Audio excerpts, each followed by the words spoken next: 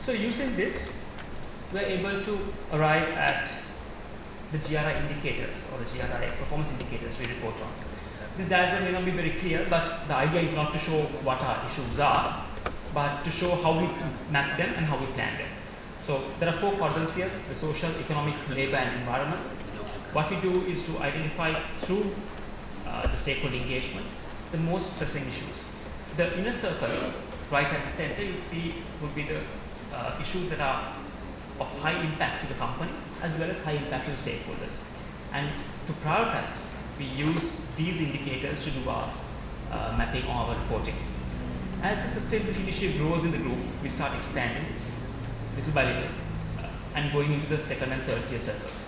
We started with only 10 indicators way back in 4 years back, but we now progress to 30 indicators, thereby showing that we basically expand our circles and bringing in more and more indicators to measure and to track the issues that are brought up by our stakeholders.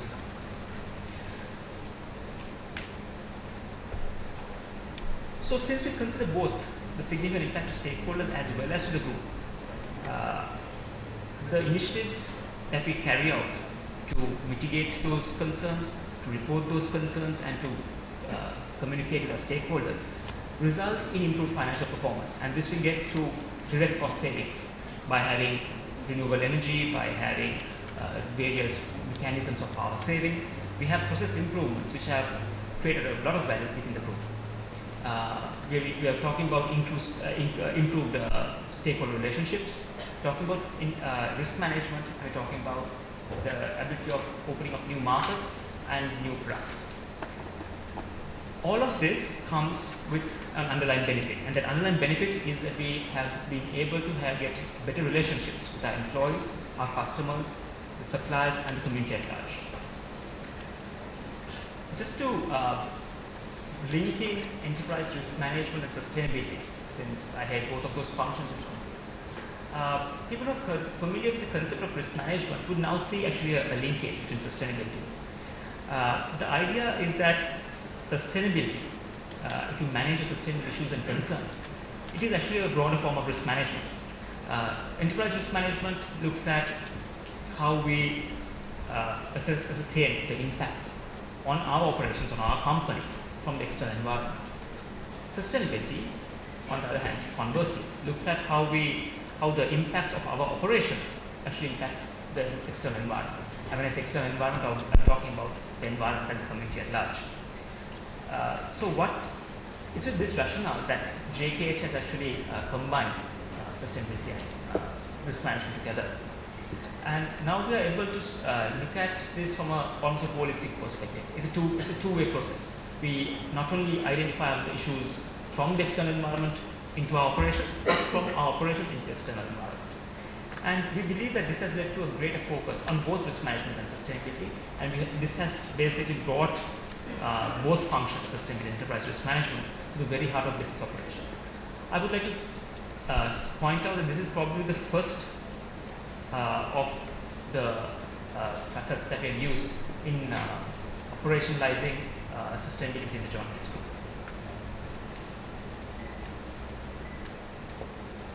So the business strategy of the group with regards to sustainability has therefore now stemmed from a risk management perspective. It has stemmed from a need for process improvements. It has stemmed from achieving a lower operational cost base. And all of this, like I mentioned before, while ensuring a good relationship with all our stakeholders. So, as with all strategy diagrams, the control and the review part of it feeds back into the strategy circle, which becomes useful in the next strategy cycle. But just to explain what you see on screen now, this operationalization of sustainability at John Keells began with the reporting initiative. In 2007, when we started the sustainability initiative, it wasn't supposed to be, or while we had a notion that it would become very much part of our strategy building mechanisms in the future. At that point in time, we identified it to be a pure reporting mechanism. We identified what the concerns are to our stakeholders. And through that, we identify, can we report back and say what we are doing well and what we are not doing so well and how we are going to improve that. What has resulted from that is that we've now increased the indicators, we've increased the data gathering mechanisms to such an extent where the information we get from the GRI indicators that we report on has now helped the company to take that information as management information to build up strategies for the future. And that's basically how this has worked. So to make this very simplistic, or to give a very simple example, what we do is we identify the indicators that we want to report on, and let's take an indicator of, say, direct energy or indirect energy. How much of energy is used by the John Keats Group? Can that information now be tracked to our operation activity? Let's take a hotel, for example. Can we, for example, find out what is the kilowatt hours per room night? Once we identify that, can we find out what international companies, what the global benchmarks are? If you can compare our usage, our efficiency to that of an international brand, can we, for example, then come up with action plans and strategies to make sure that kilowatt hours per room night now comes down to the international level? And this is where we have been able to bring in the strategy of sustainability into the business strategy as well. So now our companies think of how they can use the information that they get from sustainability drive and come up with action plans and strategies to actually meet those. And in doing so, what's happening is that we are achieving better cost basis, we are seeing process optimizations, and we are having better relationships with our employees, the community, the suppliers, and our customers.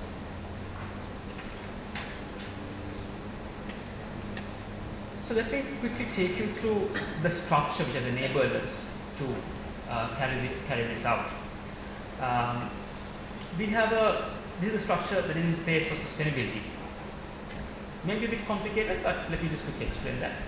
We have the Group Executive Committee, which is the highest decision-making body, sitting right at the top, which through the Sustainability Steering Committee provides direction to the Sustainability and Enterprise Risk Management Division, the division I basically head.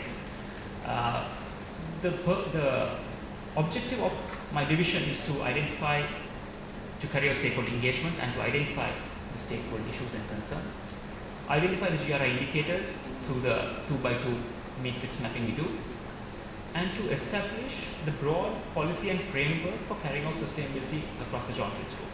And this would mean from all of its industry groups, from transportation to leisure to plantations, IT, financial services,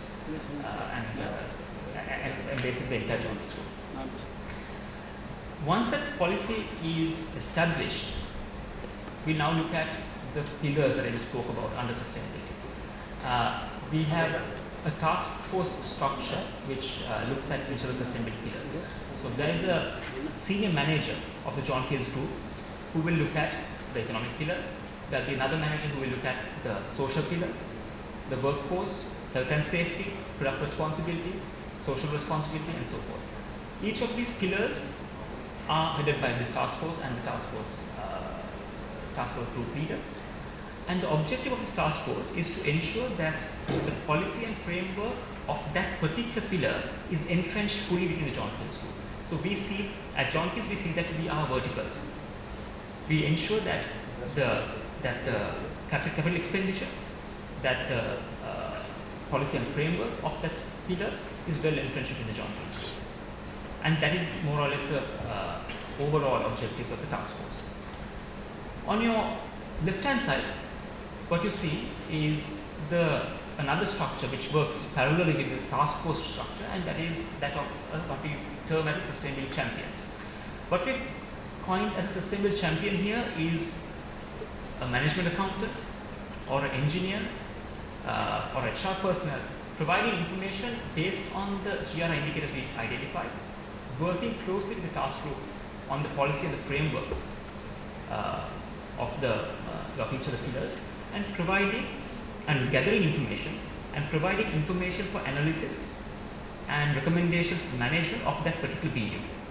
So what you see is each of the sustainable champions using the policies and framework of the GRI indicators of the task groups and providing information for management decision making. So what I would like to highlight here is the similarity in role between a management accountant and a sustainability champion. Both provide information for decision making. But what is important to note in a sustainability champion here is that their decision making is not, for example, curtailed to financial or operational aspects, but it's almost enterprise wide. They provide information from a risk management perspective, from human resources to product quality to environment to community at large. So indicators that basically cover the entire triple bottom line is provided by the sustainability champions by analyzing the data gathered to the GRI indicators and providing them to the management, their business unit management.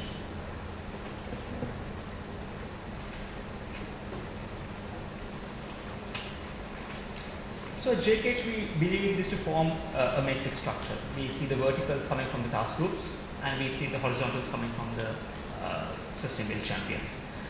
These two work in tandem, and together we are basically being able to have a quarterly reporting being institutionalized for the John Gates Group.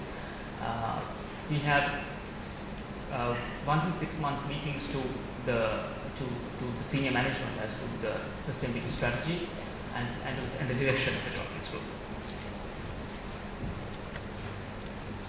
We're now in the process of implementing IT systems as well to ensure that the information that we obtain is very fast. We get the information quickly, and so we can make decisions based on real-time information. I covered this previously. I just mentioned what the role of my division does. It's basically to establish means of tracking sustainability, to identify IT tools and the necessary platforms to make sure that the information comes out, and to entrench a culture of sustainability through innovation and through awareness campaigns. I would like to spend a minute here to explain that awareness campaigns and creation of awareness within your employees is extremely important in entrenching sustainability within any organization. I think sustainability itself, however many structures and however many strategies you put in place, unless your employees buy in, you cannot, for example, entrench sustainability within any company. So let me conclude by taking you through what we consider to be the key factors of success. Like I mentioned, awareness creation at all levels within the organization is a must. Without this, we cannot, for example, even hope to think of entrenching sustainability, operationalize and sustainability. We've had a task force group structure which looks at the verticals. We've had a central sustainability division which has been able to identify best practices through benchmarking, and through that benchmarking the business units to come up with action plans to meet such benchmarks and therefore achieve international level best practices. There's a close link between sustainability and risk management. We have sustainability champions in almost the role of management accountants, providing information for decision making. We have a quarterly reporting mechanism which gives almost real-time information for decision making.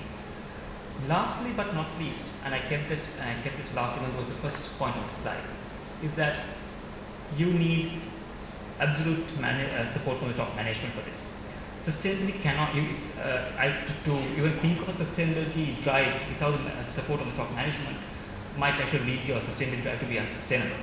What you need to understand is that without the initial push coming from the senior management to drive sustainability down, to report on it, yes, it is a painful exercise because you are talking about additional work for people. You're talking about measuring your garbage, measuring your kilowatt hours, which they didn't used to do. They only measured rupees and cents. But this push has now resulted in us having unit measures, which has enabled us to control the units rather than controlling the cost. So, to conclude, I would like to say that as a beginning, awareness creation right from top management right down to your lowest levels is important for any sustainable drive to work. And once that is created, if you're starting a systemic journey, start with reporting. With the reporting comes maturity on how we are going to gather information, how we're going to capture information, and how we're going to report information. With that reporting, then the next step becomes benchmarking. With benchmarking, then comes how we're going to improve on those benchmarks, how we're going to improve on this performance in comparison with benchmarks. And then comes the action plans and strategies that would actually enable you to entrench sustainability as a strategy within your business strategy. Thank you. Thank you, Churendra.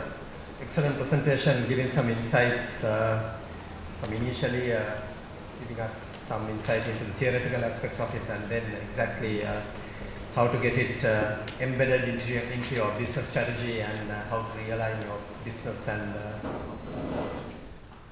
so maybe a quick break because there will be a switch off of power from the mains to the generator power. So give us a few minutes, couple of minutes, 1 or 2 minutes, and then start off with the second speaker.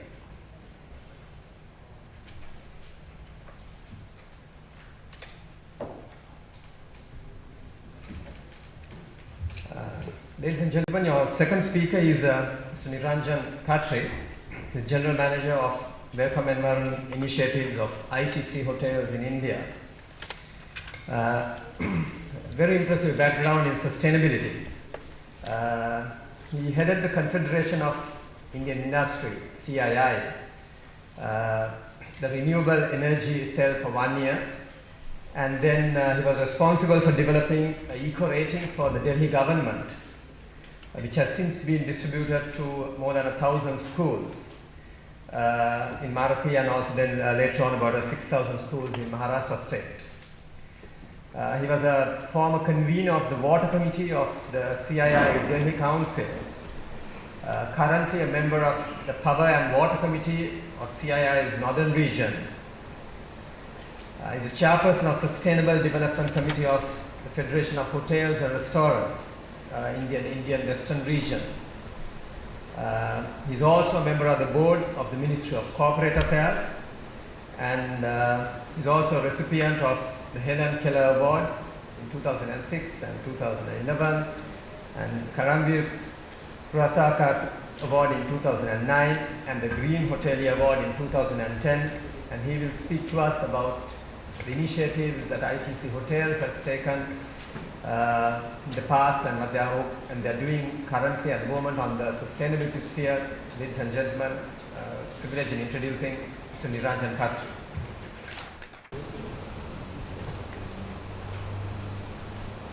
Are you Bhuvan? Good morning. Salaam alaikum.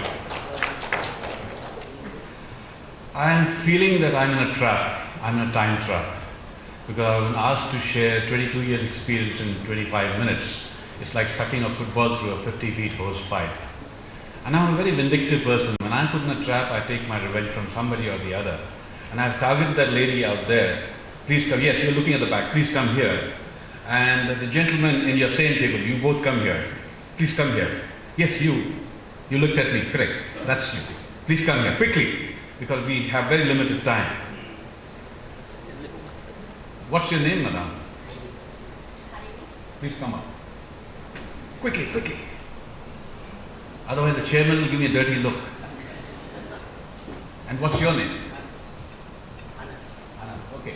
Have you opened a matchbox in your life? Please open it and show it to everyone.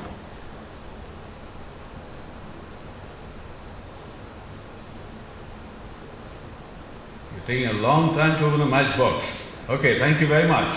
That's called business as usual approach. Have you ever seen a transparent matchbox with chocolates inside it? No, I'm showing you one, and I'll show you how to open it. I'll count 1, 2, 3, and I'll put it back, and when I count 1, 2, 3, you'll take it out, and your time starts now.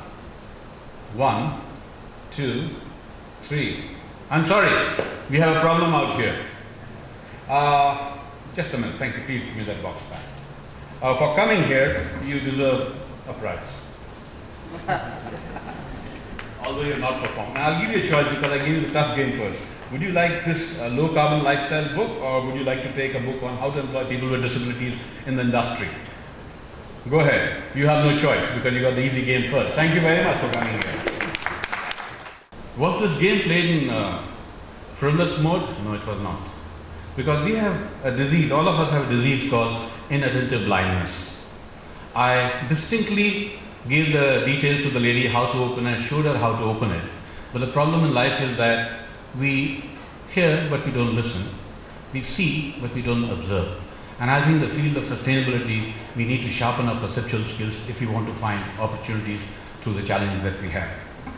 I love this quote of Anne Scales: "You must look for that which you've been trained not to see." And this is the problem the lady had. She was not trained to see. In one go, she's not going to learn. And therefore, in sustainable development also, we have to teach a lot of people very quickly, and it cannot be an incremental approach. It has to be an exponential approach using technologies and any other methodology of bringing about change. The key flow line of my presentation is key objectives, accounting principles, investment decisions, energy, water nexus, socio-economic for the bottom of the pyramid, and innovation. And the key objectives are, I won't go through the whole lot: cost advantage, exceed compliance level, avoid adverse regulatory action, anticipate and acting towards impending eco-pressures. Key learnings in ITC: we knew that laws will change globally and nationally, and therefore, having read the writing on the wall, we changed ourselves over the last 22 years. And you'll be happy to know that ITC is the only company in the world which is water positive, carbon positive, solid waste recycling positive. Pictures are meant to clarify, but sometimes they confuse if the angle is not right. Everybody thinks, yes, this is a lovebird in the park, but the reality is something else. And this happens again and again and again in our daily lives also. I am so pleased that Professor Lakshman has organized this conference, and the first time addressing a huge group of people from the accounting field. And I love the language of accounting. They have lovely words like the ones on the top: principle of prudence, consistency, precautionary principle, etc., but only applied to the financial capital. When it comes to applying to the natural resources, we are extremely poor on that subject, and therefore today, on a global scale, we are 40% overdraft with regards to natural resources. And therefore, it's important to bring into a books of account how to internalize environmental externality and understand net primary production. So, as I mentioned to you, ITC follows the triple bottom line concept. Its turnover is $7 billion with a market cap of $33 billion. And we are a water positive company, 9 years in a row, carbon positive, solid waste recycling positive. 10 of our hotels are LEED Platinum. We've got the LEED Platinum rating for 10 of our hotels. You must have heard of US Green Building Council. They have developed a rating called Leadership in Environment and Energy Design. And 35% of our energy in ITC comes from renewable sources. The Government of India has announced a policy of transitioning towards low carbon economy. We are already 1/3 over there. And we have a forested area 1,16,000 hectares, and we have done watershed management area of 70,000 hectares. And when I landed here yesterday, I opened the paper. I think you have the same trouble that we are in India. We are, I think, going to have a drought. The monsoon is still not fructified as yet. And this morning also I was reading the same stories in Sri Lanka. Therefore, over the last 10-15 years, we have been putting practices to mitigate ourselves for future shocks. And therefore, we are empowering farmers with best farming practices, met forecast and pricing movement. In the process, we are helping them to increase their income by 10 to 30%. And we have created 52 million man-hours of work for people in rural India. Of that, 50% is women-led, because we believe in empowering women with economic clout so that the money goes to the girl child, because the girl child in Asian countries is neglected. We are all aware of that. And we have also enhanced the yield of about 500,000 buffaloes in rural India. Again, as methodology of not cutting checks when somebody is poor, but to understand where the potholes are in the social system and try and fill up the potholes. And we are also educating 280,000 children. So, we know what the problems are. Population is a problem, urban migration is a big problem. I believe 2 out of 3 people by 2025 are going to be in urban centers. And on all, I call this a hockey stick chart. On all these dimensions, carbon dioxide, the exploitation of fisheries, shrimp, etc., we are on a decline. We are on a very big decline. We know all that. And we also know that the area marked in red has people, 1.2 billion people living on $1 a day. And we have to learn from the mistakes of, erstwhile Russia, where unchecked pollution led to 90 children being born without left hand in a colony close to the factory. And frogs are born with 6 legs, 7 legs, blind in Patagonia because of CFC, ozone hole. And this is my own city where I live, where the air quality was absolutely bad a few years back. And this is what the doctor, who was a cardiologist, took the picture. He said, if you're living in Delhi, your lung is black as hell, and if you're at a hill station, it's like that. The rivers of death, whether it's Danube or Thames, they were in this condition sometime back. In India, the conditions of rivers are not very good. And there's an NGO called Center for Science and Environment. They came out with a book called Excreta Matters. And that indicates that only 30% of the sewage is treated in our country. And most part of Southeast Asia is the same story. And just go back for a minute. I'm sure all of you have heard about Nicholas Stern. Nicholas Stern is a very eminent economist in the UK, and he said that the global economy has to invest 1% of its GDP to fight climate change, and if it doesn't, the global economy is going to lose between 5 to 20% of GDP. So when I take training sessions for my young colleagues, I tell them that, look, what does this translate for you? It means that if your salary is $100 this year, next year is going to be $90, and next year is going to be $80.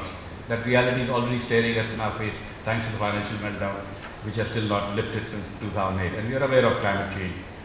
So what are the mitigation strategies? Like I mentioned, afforestation is such a simple route. Hillary Clinton visited our building in 2009, and I was taking her around, and I suggested to her that why not put a Marshall Plan on a global scale to green the earth, because that's the cheapest form of doing things. Most of you might be aware that the Marshall Plan was put into place after the Second World War to reconstruct Europe. These are some of the pictures. I'm going to skip all this in the interest of time, but I think this is important.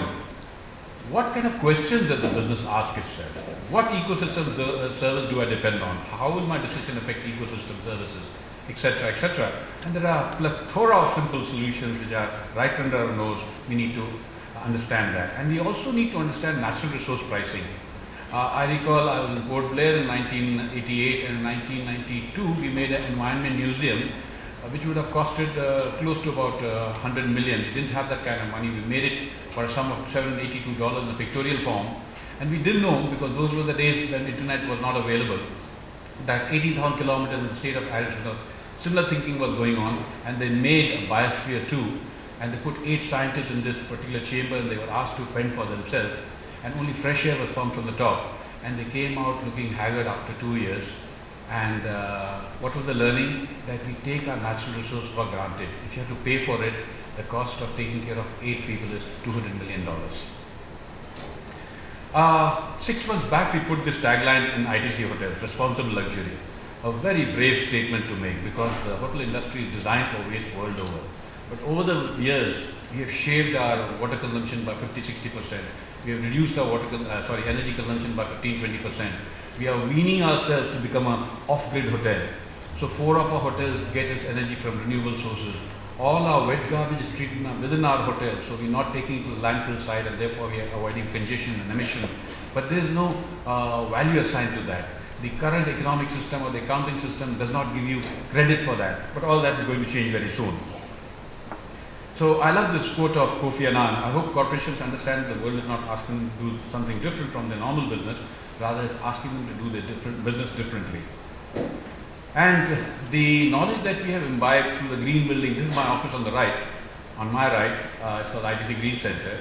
And the knowledge imbibed through this green building movement in 2004 has now been transplanted into all our new hotels. The hotel on my left is called the ITC Gardenia. It's the first largest hotel in platinum category. And what are the key features of green building? That you will focus on energy efficiency and renewable energy. Therefore, our building, the office building, reduces energy consumption by 51% by design intent. Unthinkable a few years back, but now it's possible. And what have we done? The whole building is awash with daylighting. If you come to my office, there's no light out there. So if you had made this building with a business as usual approach, we would have used 635,000 units of energy per annum. We are using 135,000 units of energy per annum. But it's not all about capex and opex. It's also about innovation. One of the unique things we did in this building was that we changed our timing from earlier office timing was 9 to 6. But we shifted to this building, we made our office timing 8 to 5. Therefore, there's no need for any light to be on. But if you do see some lights are on in the evening, you know a workaholic is working there. Similarly, indoor environment quality is checked automatically through systems, and intake of fresh air is announced, and that has a cascading impact on the productivity of the people. And our building is an example of conspicuous conservation of water. Not a single drop of water goes to the municipal drain. It goes for harvesting. The harvested water is used, and the used water is again reused for air conditioning, horticulture, and for flushing in the bathroom. It's called demand-side management. And these are some of the pictures of our off-grid windmills in 4 states in India. Some of my colleagues who went to visit these places. And I keep repeating in many forums that water in Southeast Asian countries is going to be a limiting factor for business. And I already see this happening because some of my friends in the construction industry, 2 months I met them, they said, oh, my work has stopped. I said, why? Because the administration is not allowing them to draw water from the underground aquifer. And therefore I suggested to him, look, I have been telling you guys to use the sewage treated water for this, but you were not listening to me all this while. Let's start this now. And that process has now begun. The point that I'm trying to make is that let's not get cornered and do things. We have a plethora of information thanks to the internet. How do you use that information to kind of extrapolate and say, what can I do next? Not the best practices. How do you create the next best practices? These are some of the check dams that we have made across the country to announce the earnings of the farmers, some more education program. And I'll give you an example of how did you internalize environmental externality in our hotel in ITC Gardenia, Bangalore. When the hotel was being constructed, there were 10 lovely 60-year-old trees in the center of the plot. We could have purchased an axe for